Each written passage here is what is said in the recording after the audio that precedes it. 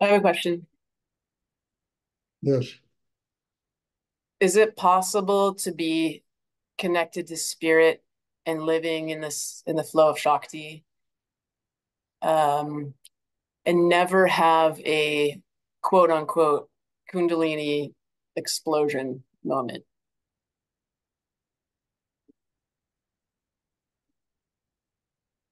Uh,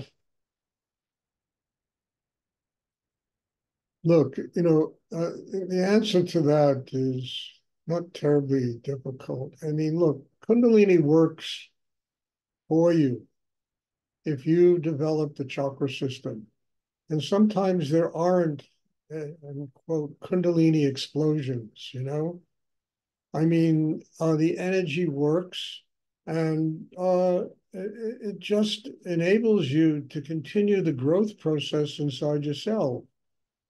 And I wouldn't worry about things like that. I mean, if you have your heart open, if you're centered below the navel, the mind is quiet, and then you draw energy through the sex. I mean, you don't have to have an explosion. It just ignites, it just opens that area at the base of your spine. The energy of Kundalini rises. And it doesn't have to be explosive. Not everybody goes through that. A lot of people that have these explosive experiences are people with a lot of blocks at the base of the spine where the energy just kind of blows the blocks away and they feel this great explosion of energy. So, I wouldn't worry about things like that. It's more important that your heart is open, your mind is quiet, you're centered, you're capable of dealing with all these different karmic situations that we run into every day of our life. You're capable of drawing the sexual energy to the base of the spine. None of this has to do with explosions. It only has to do with the development of a strength inside a human being that enables them to connect with God. And if the heart is open, understand?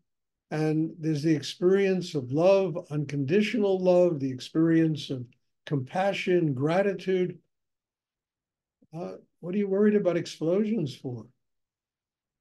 There's nothing to worry about. You don't have to have them, but the energy will be working for you. It'll move from the base of your spine to the top of the head. It'll move there because the chakra system is open.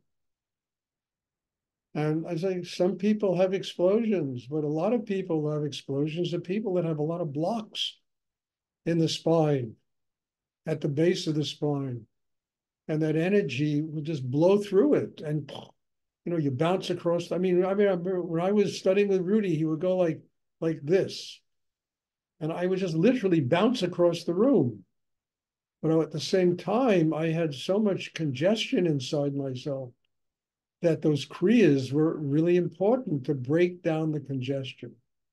And as the congestion began to go away, the flow of energy it was strong, but it didn't have to be explosive. It was just strong. The ride from the base of the spine to the top of the head didn't have to be explosive. Just had to take me there, take the soul there, to open the crown chakra and release the soul to become one with higher energy in the universe. So there are all kinds of experiences when you do this meditation. And some of it is explosive. Some of it is very quiet and peaceful and deep and, you know, calming, which I think is essential. I mean, if you're not calm inside, forget about I don't care how many explosions you have. If your mind is rattling all the time, your heart is closed, you can have, 50 explosions a day of kundalini and it's not going to do anything. I mean, look, uh,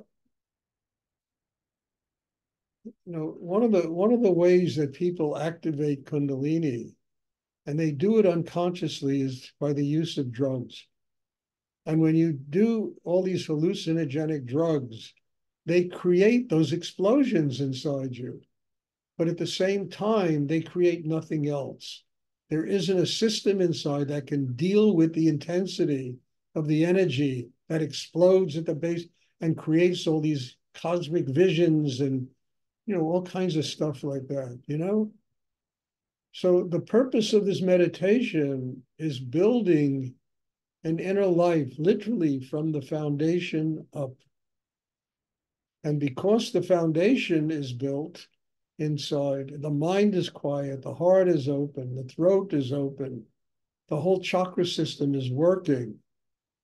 So you don't have to have explosions. You just have to let the Shakti move from chakra to chakra, and it'll do its job. It'll take you directly to a higher force of energy in the universe, to God. It will initially go up to the Sahasrara, the crown chakra, and there it will kind of nestle above, and then it will germinate and open, and the crown chakra opens, and the energy touches the energy, the cosmos of higher energy, ultimately going outside of time and space. So I wouldn't worry about explosions. I would get more concerned about getting centered, getting your heart open, getting your mind quiet, as I spent 10 minutes just describing. And then let the Shakti do its job. It will do its job. And there's not you or I or anyone in the world can determine how that Shakti energy will do its job. We don't know. We're all different. So because one person bounces around the room, it doesn't mean that everybody has to bounce around the room.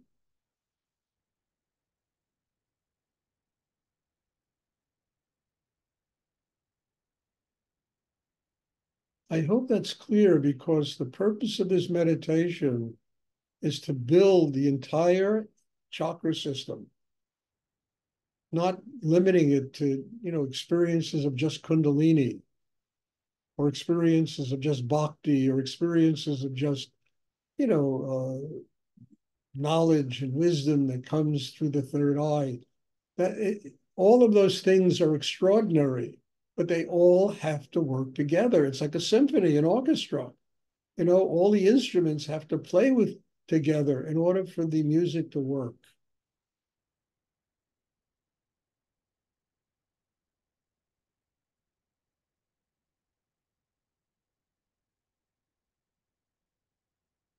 And what's incredible is we all have that symphony inside. We all have that orchestra inside.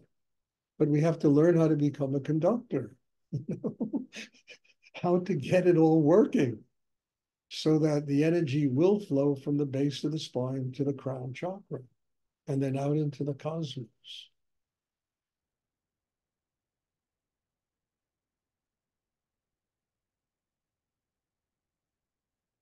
Does anyone else have a question they would like to ask?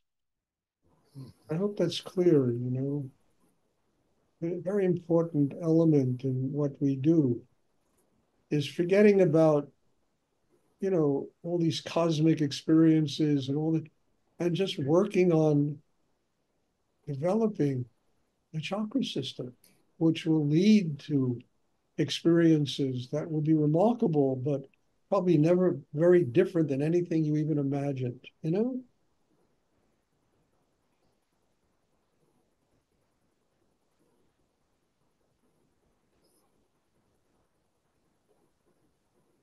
Does anyone else have a question? Stuart, Yes? um, those days that we wake up in the morning and the energy feels very heavy and we're moving slowly, do you recommend a way to start the day, to embrace the day, to get out of this heavy feeling of Well, yeah, yes. I mean, take a walk around the block, do a little exercise. I mean it'll loosen you up. I mean, I happen to miraculously be living here with a person who's one of the greatest masseuses I've ever had in my work on me. And almost every morning I ask her to come in for 10 minutes and, and break up all that stiffness from the night, you know? You have to find what really works. Taking a shower, running around the block, doing something to loosen up. It's mostly physical. It's not spiritual. It's the tightness of lying in bed all night, you know? And then you got to get up and loosen it up.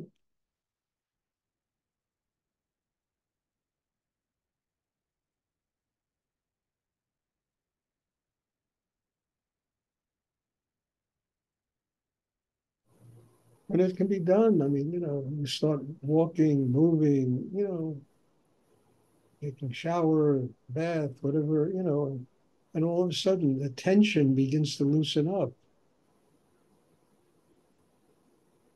And I can tell you honestly, Larry, I'm not a morning person, man. I have a hard time.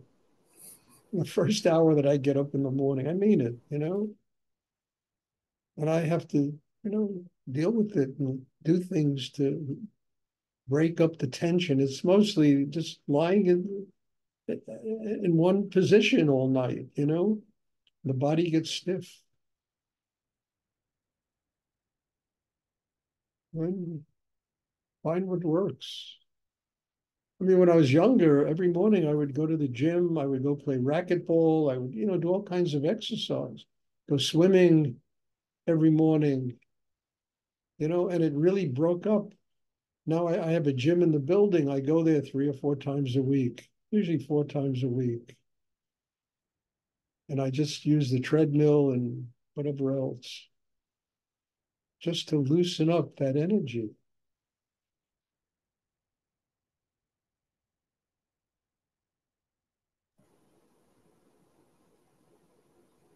Thank you, Stuart. No, you can't beat yourself up because you're a little stiff in the morning. Okay, what do I gotta do? Take a cold shower. That'll get you awake.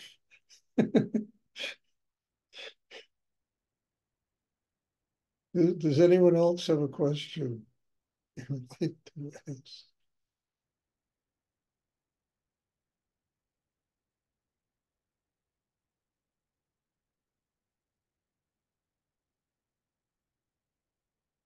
Hey, there'll be meditation on, let's see, Sunday, on Tuesday. Yeah, today's Sunday. I don't even remember the days anymore. And there'll be meditation on Tuesday. And thank you. God bless you all for being here. As I say, people here from every corner of the world virtually. It's amazing, you know, and it fills my heart with a lot of joy to be able to touch people in so many distant places, you know. So thank you. Bless you all. I told you once, 100 times already, you all are my teacher. You all make me work in a depth that I wouldn't ordinarily work on myself, you know. And I am very grateful to be here and to be put in that situation. And it's just my way of serving God, you know, and serving all of you. It's what Rudy told me, a guru, a teacher is a servant of God and a servant of his students. And that's all this is about, you know. Your need enables me to be a servant of God and a servant of students. So thank you. Bless you all. And there'll be a class on Tuesday, and I'm looking forward to seeing everybody. Thank you, Stuart. You're welcome. Thank you, Stuart. Thank you. Thank you, Stuart. Have a great day. Thank you.